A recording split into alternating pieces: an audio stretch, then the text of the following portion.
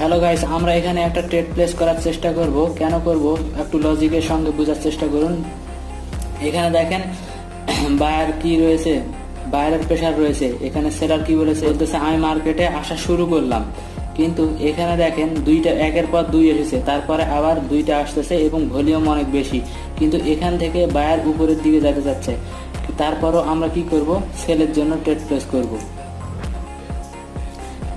কেন করলাম, কারণ দেখেন ভালো একটা ক্যান্ডেল তৈরি হয়েছে এবং এই ক্যান্ডেলের ভলিউম অনেক বেশি। একের পর দুই এসেছে, মানে তিনটা ক্যান্ডেল আসার কথা। এখন দেখা যাক যে এখান থেকে তিনটা ক্যান্ডেল আসে কিনা। অনেকে ভাববে যেহেতু এখান থেকে প্রেসার রয়েছে আপের দিকে, অনেকে এখান থেকে আপের জন্য ট্রেড প্লেস করতো, কিন্তু দেখেন আমরা ট্রেডটা উইন করে ফেলেছি। অনেকে কি করতো, এখান থেকে আপের জন্য ট্রেড প্লেস করতো, তাদের ট্রেডটা কিন্তু লস হতো। আমাদের লস হয়নি, কারণ কি এই ডিসেন্ডিং এবং অ্যাসেন্ডিং যদি আপনি বুঝে থাকেন তাহলে বিষয়টা আশা করি বুঝতে